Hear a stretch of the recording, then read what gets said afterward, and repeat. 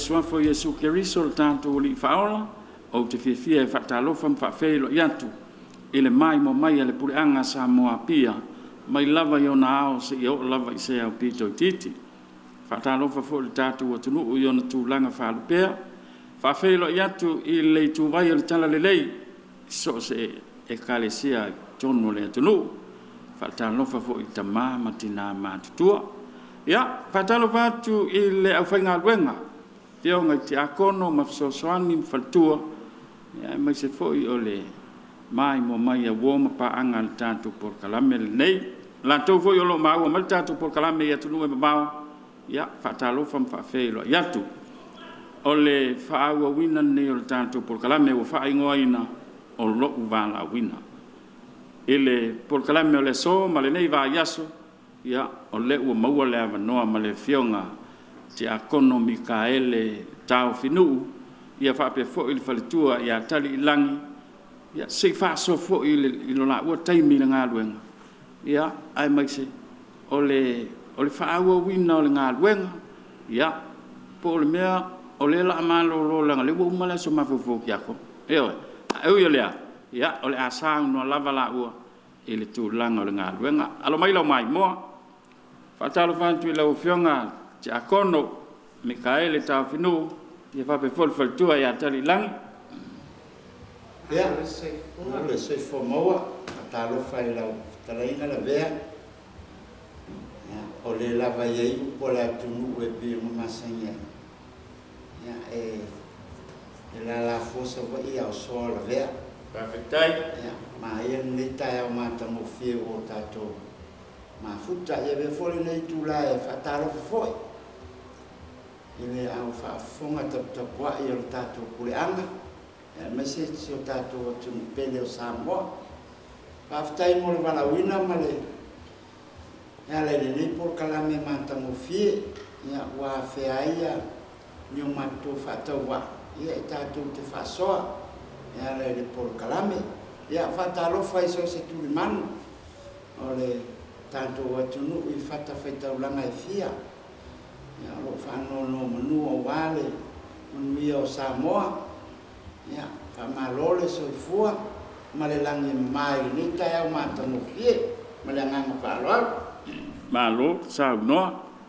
ya e pe a va ia tu i lo lua so fua i nga luenga e pe o lua nisi te akono o tusi matua i nga luenga ya ma wa faisi umi o le taimi o ngā lulue. O a mai lo soifua le vai taimi. Tai la vea mo le fisiri.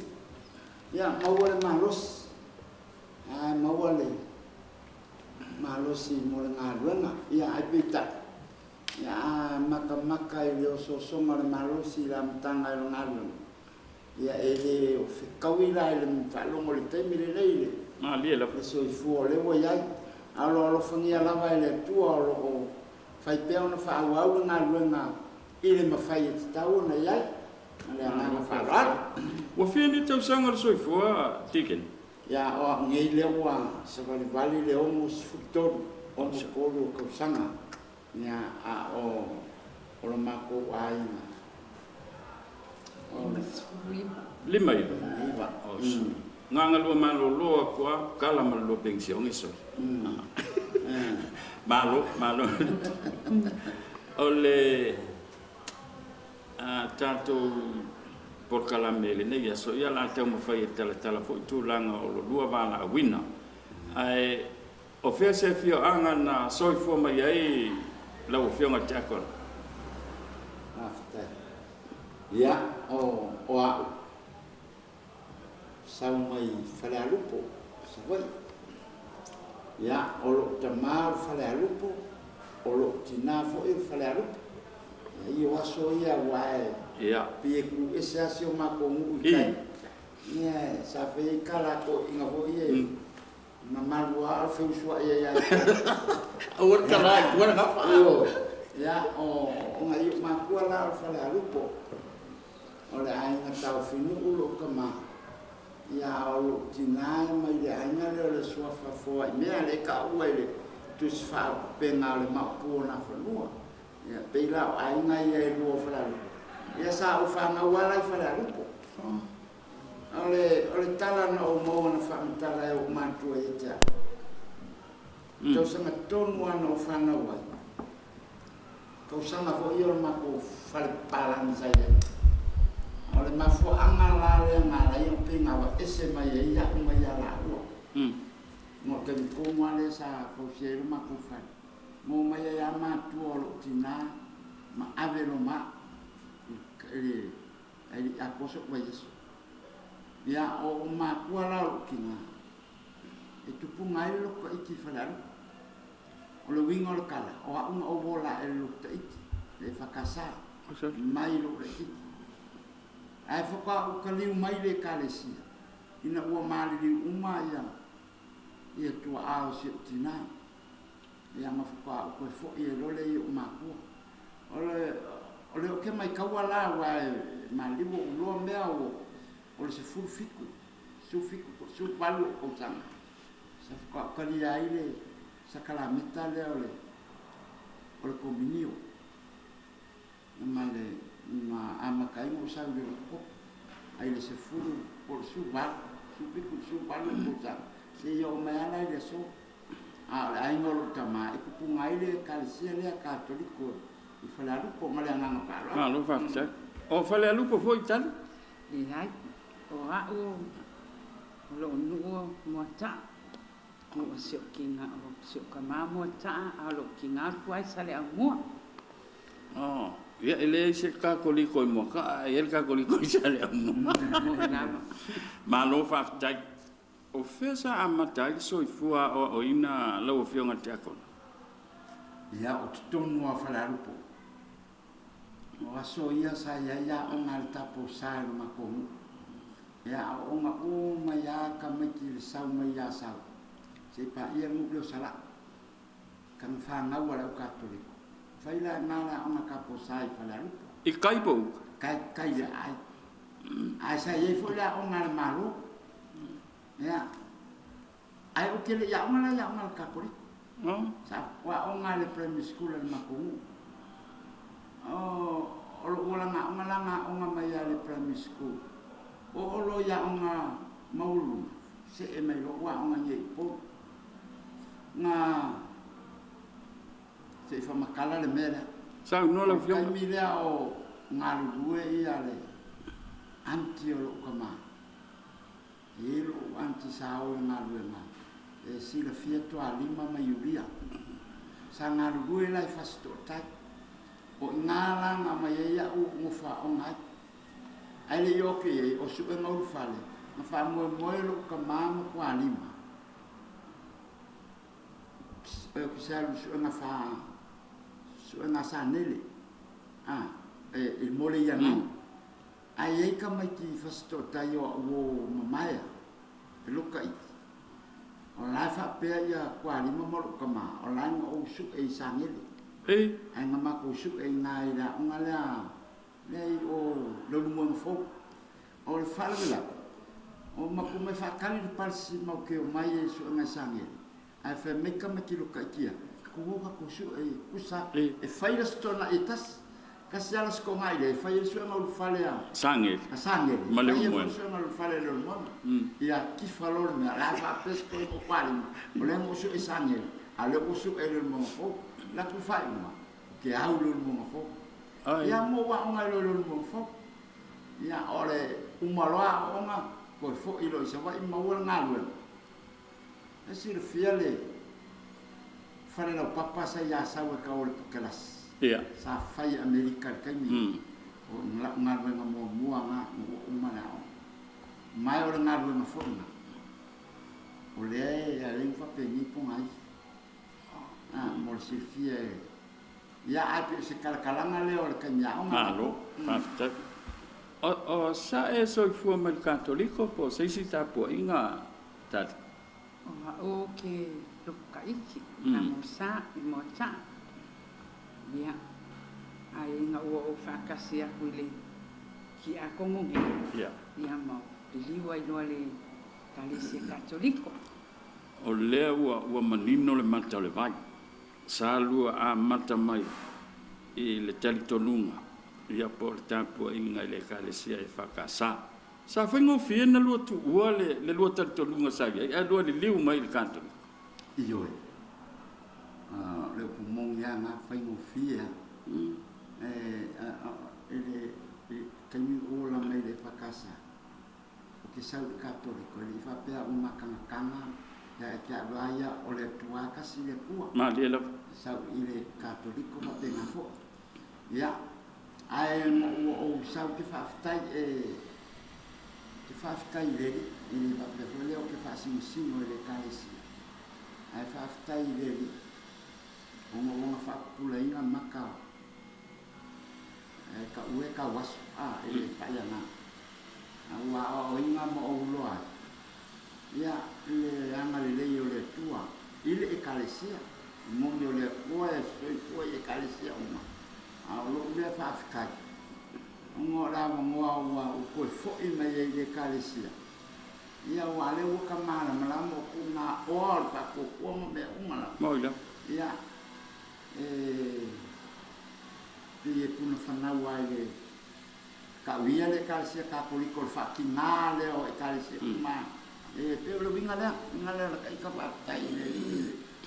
Malo. Whaafitai. Malo le kalesia. Kiken. Ai au e litar. Walanga o e aia le whakasa mau io ia. Ia, whaafitai a mo le whaafisiri. O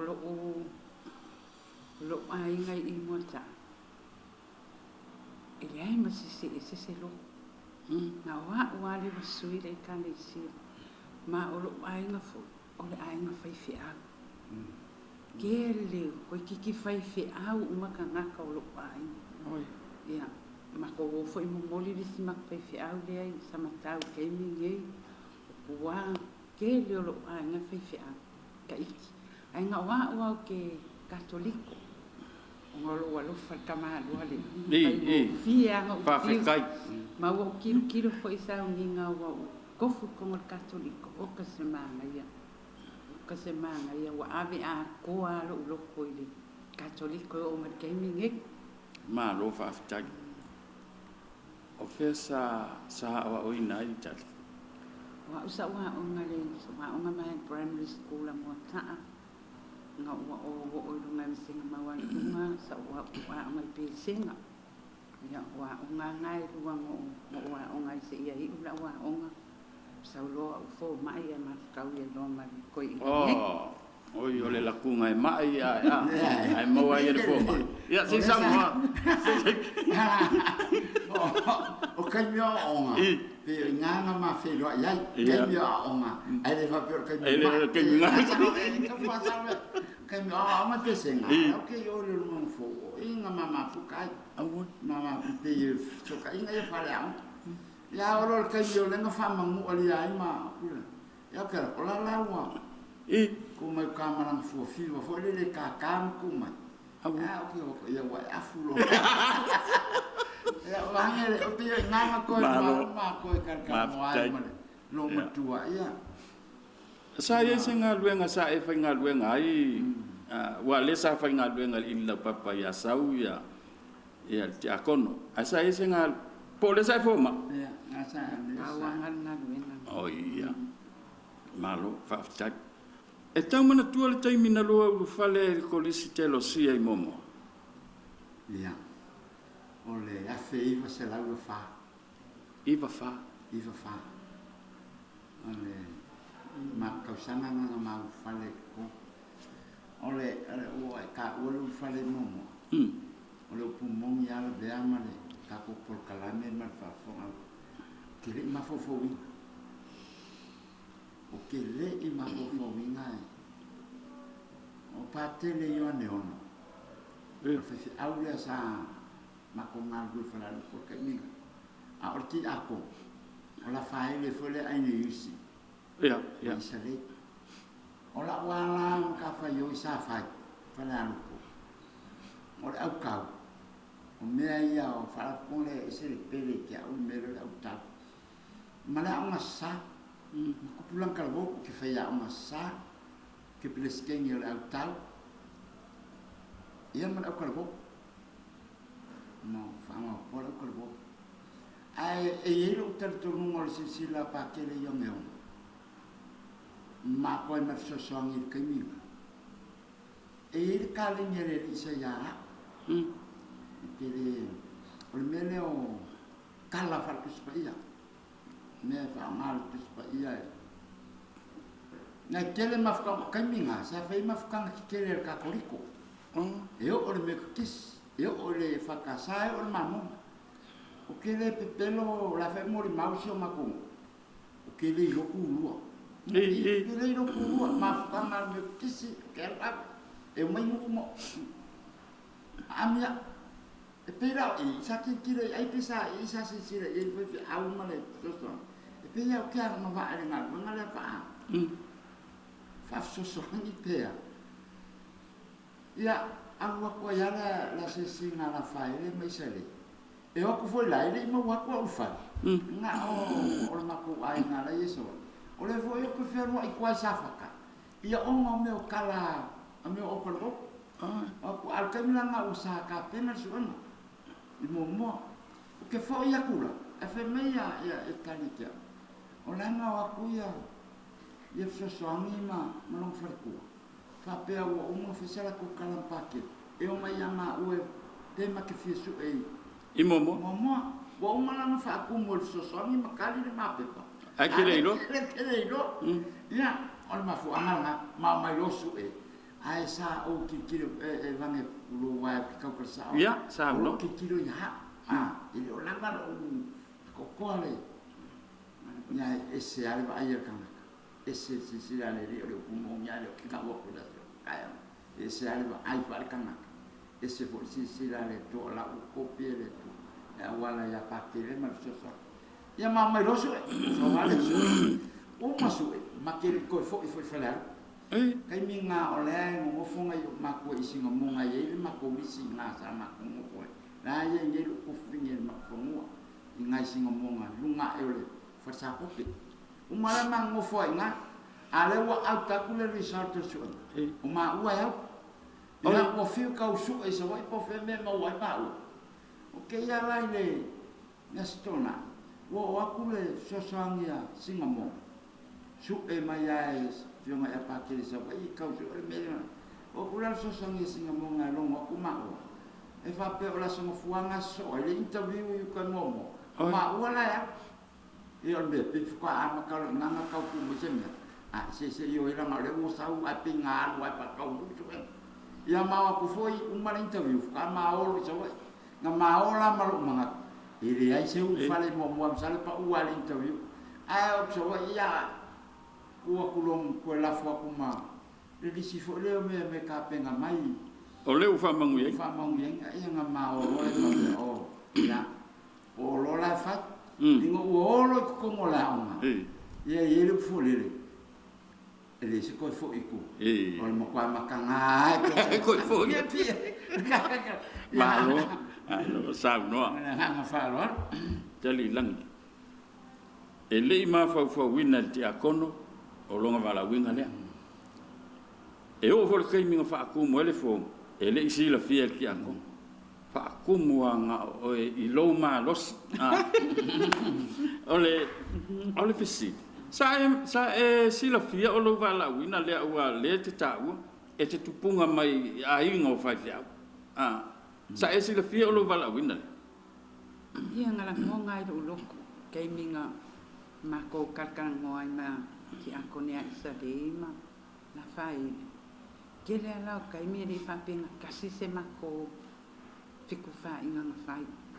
e sa wa mi kai e fe lo e fai kala e kalesia ai ma ko ngofo ama ma wala so ka inga dia kai mi anga ma kan kala ngo mai isa le ma la fai le winga ngadwing ama kalo inga ngo kalo ile di so mi mai ia alo fa lo pa lo lo wala unga la dia wa musu ina ya o le nga pa ia fa kumulo ma fo malo fa tai se tai mita tu o mai fa au to no mo ala manula wo mana tu le mele o le sa eta wala u fionga te akono na e so fua e fakasa A o lo suafa katoliko. Mikaele. Kai yang mafsiri manga ia ko siri. O lo umwa o Yosefo. Ale o suafa de Yosefo. O le ngor sosuan. Sanga lu ese makung. O Yosefo mangela. O Yosefo mangela la sala kamale. Lesa mafuta makolio lea. Polita. Oh, ya. Yosefo makupulang ale lea ma umalita. Ma unga sabakas ya ma unga ipalealu. O siung ko ala mo ya Yosefo, lesa mo ya Yosefo. Ole Mikael. O mau. Ole felela. Ma sa wa aitingo ala felela lea. Felela la lea lo musua. Lesa pa pite maya ole Mikael.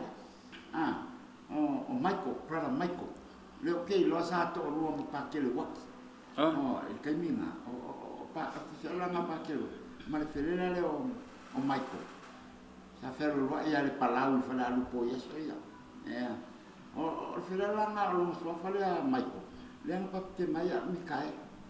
O ke sa wala ila ma ya maya mo ye lo Yosefo man Mikael.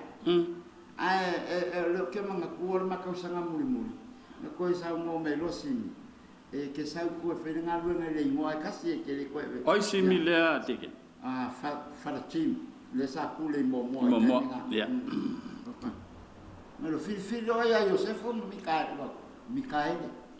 wa pe o ki lo le wingo mo le wingo le ku Yosefo ma le wingo le ku Mikael fa ila si ku o Mikael la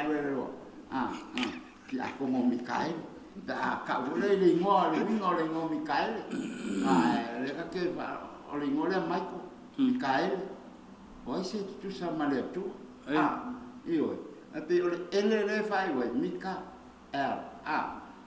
Rafa pe ngo io angelo sigere pe fai ole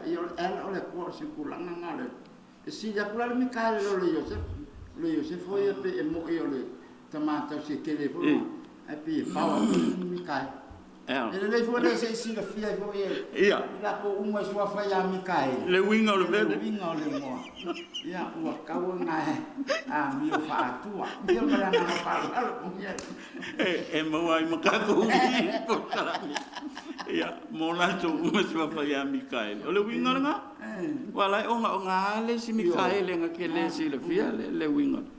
Malo fa tak. Ola le umina lo yai il kolisi telo sia momo. Ya, muito fa ka usanga. Mo me a lo wala fa te usanga. Ivo fa ile lo fitu. Na, ma era le lo fitu ya. No le okelo. Le okelo fa sa o me ka ikaele. Sia ma ko o ko usanga. Pe ya ma ko le fa uma muli na barka kinga. Ya ma ko fa uma muli ya ka kinga. Ai mali ro ka kingali o ele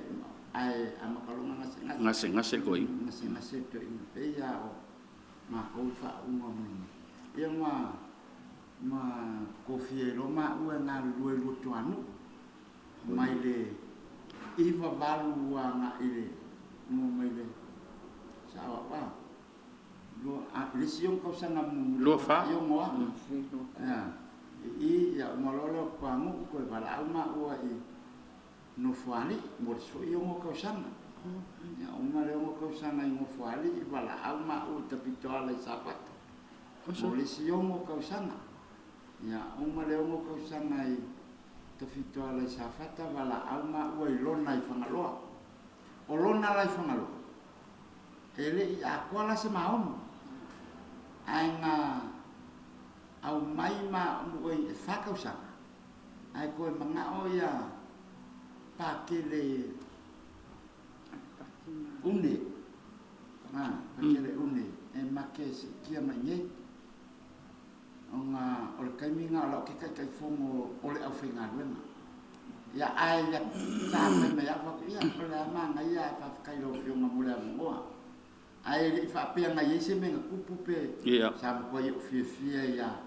ya lona i fangaloa e le aimis ale manga ia ese buta kama kai sia kale sia ola mo fulo lo ke mo fulo ainga Whapengana ese mai muki kele ia sa ungalua. E ko kele la ukulu tuanu. Kele ia ngufali. Ngufali. Penga ko isafa. Au la kula ilo. Ile ka kele ka ufo se kalesia. Ka uole ainga. Ese la le mana ia la mafukai. Mele ngari muke fia ko se ko ku mongi ya. La foi fa fonga mai le kalesia alona. Fai o fio makome fai. Ile nye makufongo fo ia. Re man makome sa makome fa ko ngai ko inga malo makwa.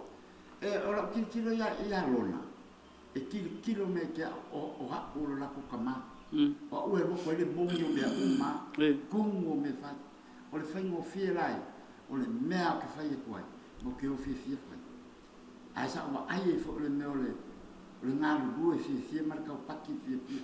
O ke alua kulo, ke le ma ke lae au fonga mai.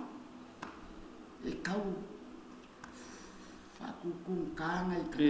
Ar kai mina ngoi. O ke le whaisa kare e le usak ngale.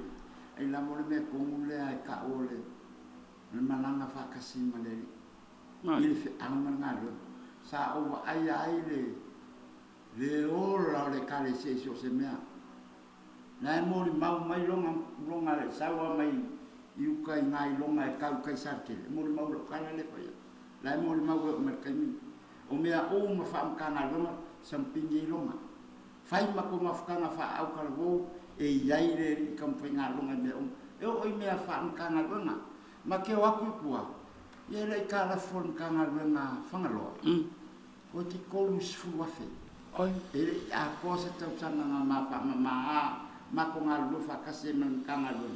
fa mamala ko kala funga il pulana sa pe sa ki sa so lam fa kase men me ole fa ne fi fa kase ka me fi fa kase le se me fa kale sa o ala kala ile ai se me fa kale ai pe se me ke le ngai me la ki lo ye mako fa mamai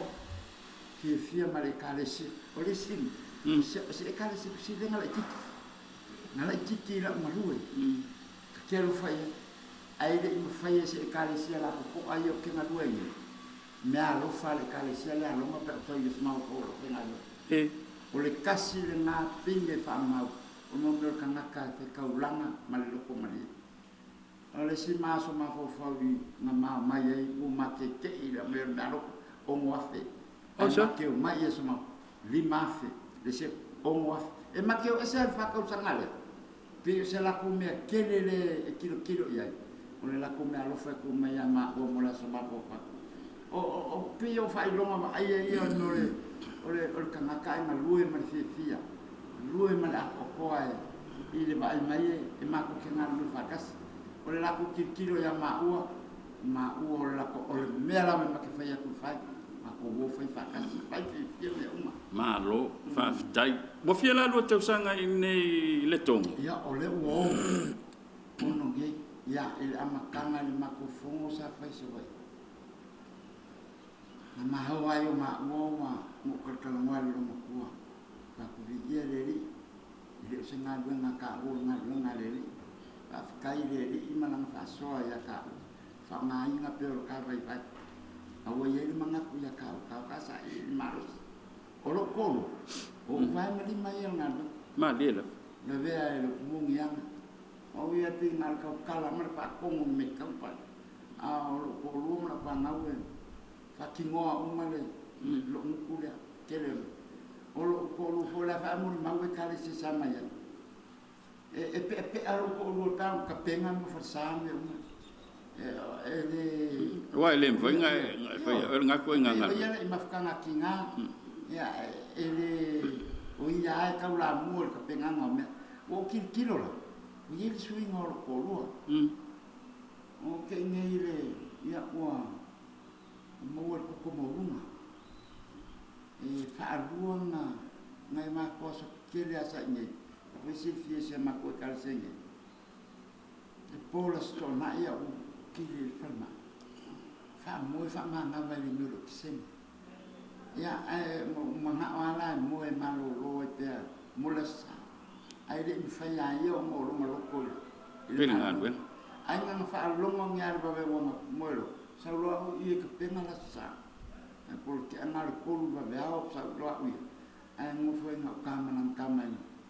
wo ke ile lima ni ba ba ko kui ai pengang sa longa o yo ko le ko sa pina me nganga o me lo mafa o ka o walu kar sa ngai ngal ka ko kama ya singa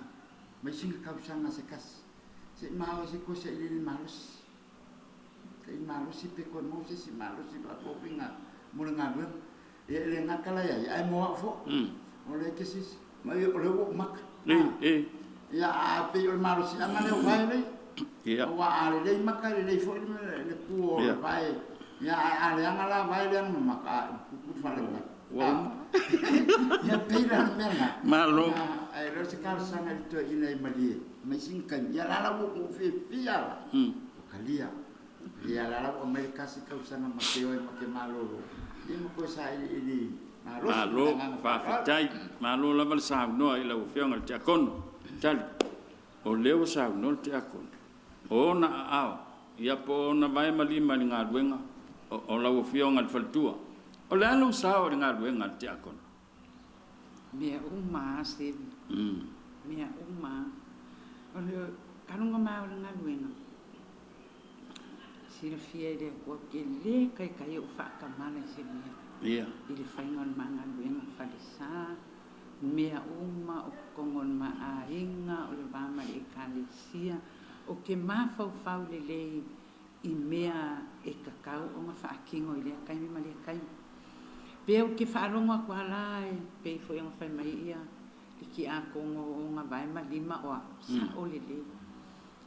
ia o ke alua o e whai o ke le lau ke i roa ku langa la ienga ina o lo o aulan malu si angal mangan benga ya e selo fama e selo o lo ko lenga benga ngai langa o wa o manga e le kai ya e o ke mi le wa ma ka sanga se mama lo e ma fa lo ma fo fa ngal benga o ke alwe e sa i so ma lo si apa pe finga ngalo le li ma ke koi fo i mai ana mama au ai seve e o le afo o le ngal benga ngi i lo ai ya ma kongi o le fa ma hong ya ma le uska i me ka au fo inge yo ka fa no no ki ngai a pe le me ma le me a be a ko lo ka lo ko le fa ki ngonga ngal benga ngi i lo ka fa ma hongi male mr kakalo le makinga pa ia malos se soani mia ia se kali malo faftai se mai so fina ngalo la fianga faltua ile langa e la ngona isi taimi le leo le isim tanga luenga mai falsa o tape na ino la e o malu o le fa pe mai faltua ile se menga mako menga mafkanga kinga ase mai so o fet tunu ia ngabenga o faltua po le lot ia o lo vai lo o mako sau fo ingi kilo ia o fanga o ma via la ko ia o ke le kai o ko la fo ia ma ina is i mafkanga kinga poi se va ngabo lo wa ye se mea wa ka o fa fo le o kapo ki pa kele ma ko le o ia parsa o kan mo le mafkanga kinga va ina a ole lo kenga mea i wa mo foi ala fanga o mavia e wa ko se soangi sui ma ko ir pansa a o kape nganga la i pa kele ma i o se misa mi paking wala nga ma ko fa ko la fina ben alo faftai wa o masalo le wa wala la tos fu tau sanga lo ngal po ko se fu mon ko aku i male fale nga i lona o i momo ese me malai yo tos fu mon tu tau sanga o lo ngal lue o lua ia i le aonga sa lua misa i kaimi se kaimi o lua i momoa po kaimi o lua o ingu bisa me le la kari se kan momoa lai se kan momoa ya tali dan o o ile ai ula kule ai wa suani. Le se me ka o se misa. Sa fai fia manga lua pakas. Au lo kule a ngufari o ingala fa kwa kupuan mele o misa. Langa foi o le mea vai nga yo pakere kwale ma mika. E o ingula kopia ile pa foi lele au ka falsa. Ne po uma o se fole sala pela le mea e kia o ia malo lango e se lo fa kwa inga yo lo ko luan mere o le pia nga kai pela kai minga le oso le ingua le e nga kai nga walo fa ele a ko polo malo ki wa sa sulu se mea ai o ke lo e o le mea le fa le yanga inga nga buena o ke ko wala lo pe si alma ai nga makwa i bebes e fai ala ngal ia le la o ma ke minge wale o koe kango fies koe inganga mia ia wa makwa koe fo i me kuai wa file mo mea ai nga bes nga pa mo me ke wa bes langa len ka woso mai a fa me se e kali mo ia la pa ngola ni ke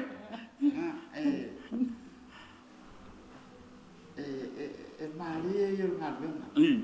o kai mi fo ia le ka o kali a o kai mi ngapi e ala mo fai mele kam ko ni ki ngai ngol ngabena pe mapu ia sa ki tilo fo ile o ta o ia e kwale ma ngai ia no ki ala fisa wa ki tilo fo te ma ko ngalu ai o le ngana lunga le mo o kai mi ngala ka fai paseri kala na kuku wala saya kami ngai pengol mo fona sa wa ye li kingai an me kiala le sa faye e pake pe ma ko e ko ngai fangu mole mo ka ngai li fa pena na faye pule anga ma o sa funa ngai pule anga pai mo fai ya ni kana pe la wala me kiala sa faye e kwal mama ko le funa no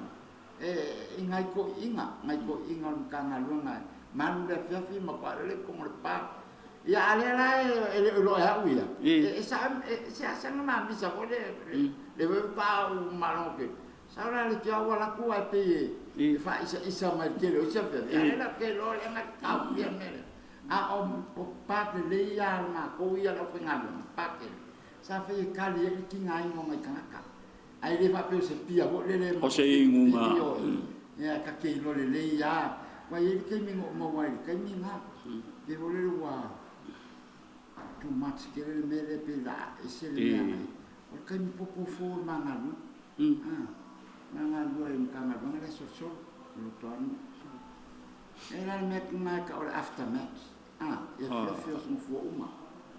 e malor por kala no ape so fo uma mo ma ko ngi no fo ngalu ya ma uma lo so pa fai le mele pe o le umore o kalong yang sao lo le ma ku le un kau sing o so ia fise ma ko la ve me ka ko pole ka ile ka ko po o so te fa fu mai ya o pe o ia le ma fai ma ko mele si kai lu fo le ingule ia pe ala manga pe o le manga ye kiskai le la ele o ka o le lo mo ko al si me o va pe ya sa o le lo mo ko mo ia la ka alo ia fai la ko me au ia ngal pa wala me ke alo ipa kalu wa o ngai pa mo ola me anga fo le longo hole ka afa kai me ka so kai au so pa a wa ya pulo wa pe ka fiku e mi ke a wa ya para fiku mi ke la wa a wa si ai si a ala le mo se mo siko ku le ya la longo se longo mo se ma ko ai pa o ha pe ora na me fo longo le la mo lo ngalu ai pu e maiala o le ia ke sa wa ka pera longo ia ma wa ngai me ia fai le lua le fe ia ngai família ko vai ko o pera o ka alo ia ka ai mo fo pe o ia o pe pe ia sa o se ko mo ki pi ai le me ale ko po nga ma ko engi o le after match o le me ka ngai me fa o Sofia ai le ma fa kal fa ia nga mo nga ya ar ka u or ngai me ya le o lo o le ka i le o ingunga mo se ya ma lo fa tai ile ai ya se fai vai asa ma se mau lau fionga te akono va pe foi lau fionga faltua o an fa fita uli o tau mafainga ma le taimi o ngā lulu taimi o tau mafai ma le taimi o ngā lulu o an fa fita uli sa tau fita ia ya no fa fita uli au kikira ngalo le ngai kamai fa fita uli sa le ona me kilo sa kilo mai tu ho le au ke ia le ngalo au ke se ia se vai o la final sa kilo le sa ia mana ku fa kan ko ia me fa au ia me fa au ia e kilo le se fo ma le au ke se fo ma ma ia la ia uma mo ia au sa ngai se vai o ngā runga wha whaike auma ngā runga le tu i le ai o ngā runga i siri a pong kere mo ngā onga whawhikau e le masimo o le mawhawhau wale mawhau a ngā runga e se makamu whi e ala runga kuku ia whawhikau ia o le ngā losi le i le pule pe wati ka inga ki kiro kumei o le mea uri mea rele o le pata i leo se ni kolo kina kasi nga e maluki o kere lo kena ngofua malufa e le o sa mani e le se mea amika kasi ale amana no le ku le nga me kia le fai e kula o ngai no wa kali fo o mai apa ti kauli ya lo le kan komungan na ile ko sa man na le ko kan mi fola ko por va pikal ai kam lo le ku o ile ku na ko mal pata le ku ile fe le ku o le ku kan mi le va pikal o ngai ke no mai lo pide o a ko lo kanaka o lo kanaka le ku o sui ai le ku o fe me ku sui ai le ku kan mi va pikal ma au kere au ku mai ai o va fare aina ma o se inga ko na inga a me ko mo au ele focus fo se au ku kilo ngan e falo mai a me la pe de mu falo mai ko mo fa sa o lo fia ia ko inga ba ka e na ku ko ile ya se mo ka mo ile va pe fa ri so au kanaka ye ke ve ke a mai a fa o ma fa sana ia yo no me ke mi ole mo fu le lo ke kilo o kanaka le fam ke a mai a e fa sana ia ya ala lo so finga pa ka lu pero mi sa ta to fio fo ta i fa lo e ko fa sana ia ko lu ale a ko mo ala le ye la ya lu ang e fa sana ni se ka ke amaya apa pe ole ka ya la le ke kaina eukaristia ko ingale ale ke umanga ko ingale sa ke kaya o ke monele ke amaya nga pasana na pasana iso mo se wa fo ole sino malo ole al fon ola un kafa yo mo sa feila ile ko la kupula ya umane ko ha fe se ina ma ko au e fo ai ka ia la ko fanga o ai la male ai nga lo ko ki lo ko e de ke a mai no pe as aki ki lo mai fa pe le venga no ma kali no ma ke a mai yo ko e mo u ma na fa no ka na mo ia le vea on la fa fo ma mai no sa ma lo e ma la ko ka ko nga na ma mai o ka ko mo ia ile soi fu ai le o ke mo ai o como e kale sia mo kala ko fale ko e kasi uma e lu ko sanki ki lo ko e ke ni langa fio la wa le mo fali se mo ke le mo fali e ke ba e la wa fo le ya le sa e ka le ya mo fali e la wa fo le ya le sa a kasias o le nga ro la ko se sina usu kaya pa ma ko fero e mo ka ai ngai kolu fo ya nga le pera ka le yuka ko nga yu ka ya le sa au ai kai ai kom ba il ka fa so o nga kanga kalu kai mi wala o ma ko nga loe ma e kwale nga e lua misa no fali i le bayas o le misa kai ai ma le misa fa yuka skana ka mo fali i mo ko kom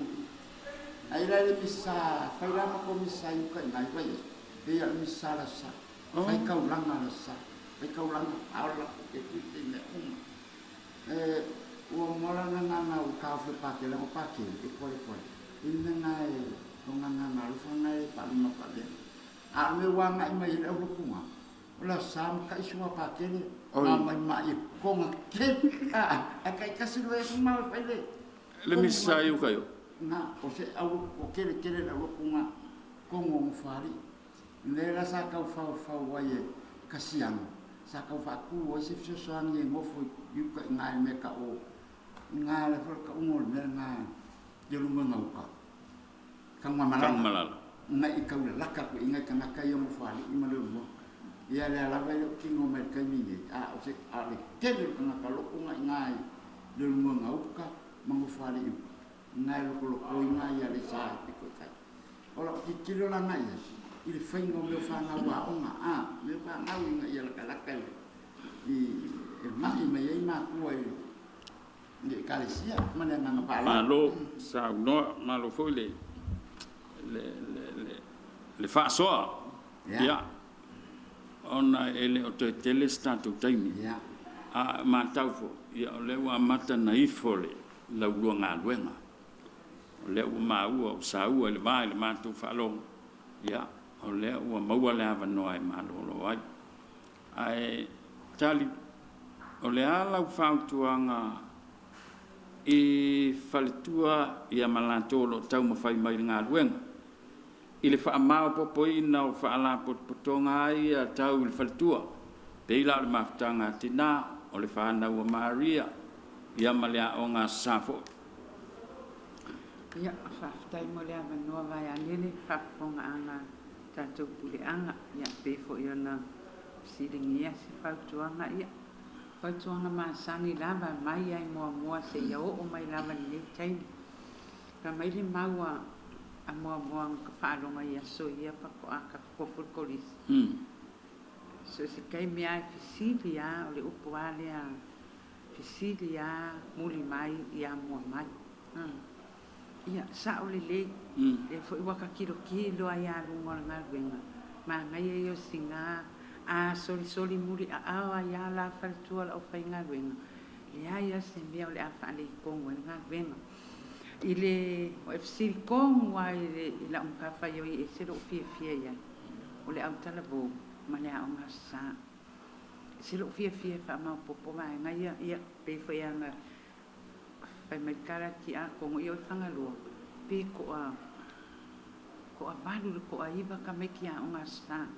ai le kai ko wa le au ngasa e fa ya le au ngasa le va yaso ma le aso sa e fa su eno pele ai an kamaiki e fai an mako a onga sa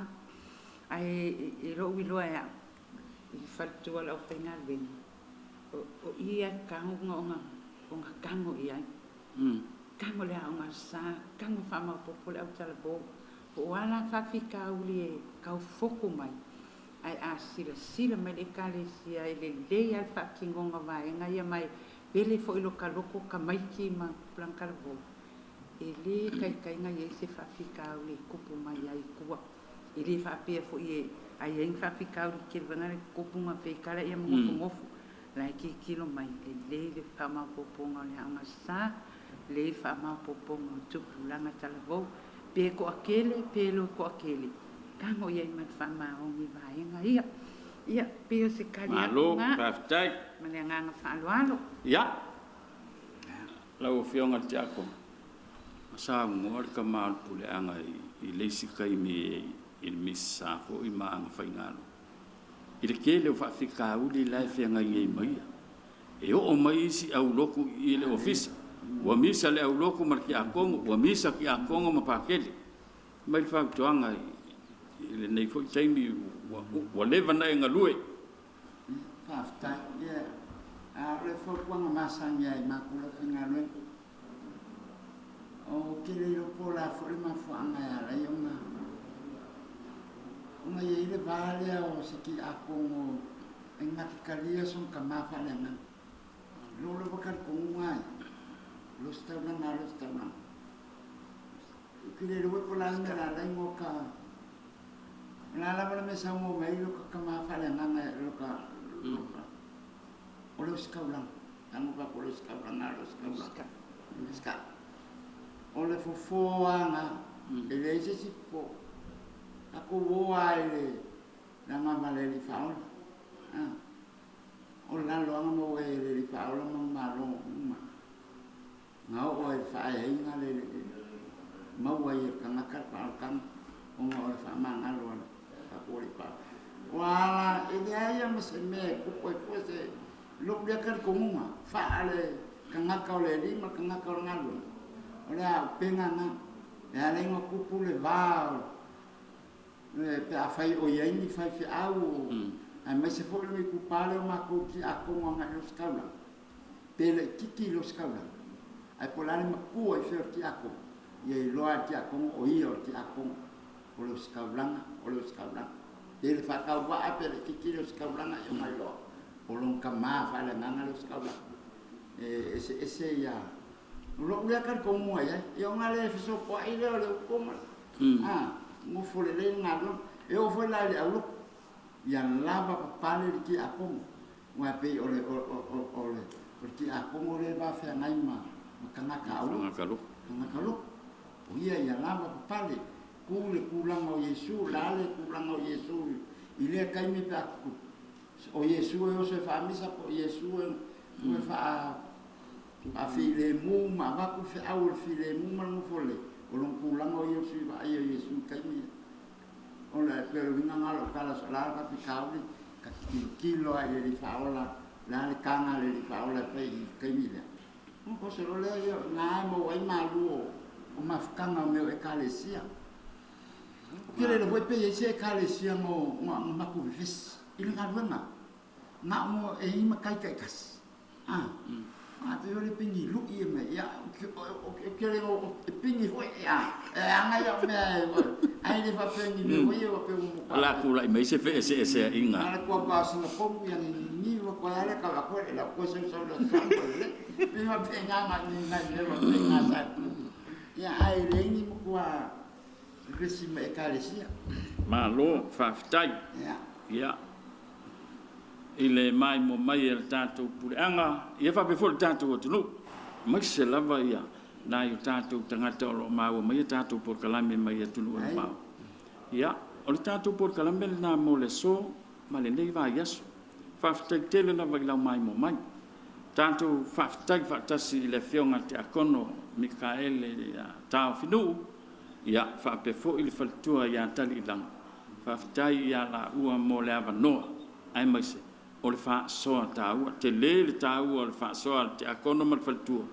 ile nei por kalame ia e a nga mo tatu lo tau ma fai to fin ia ma tatu fo yo lo nga lu le tai nei ai ia te tulunga o la tatu to e fe lo fo ile va ya so asau e le si fa poponga tatu por kalame nei man wi to en le so soifua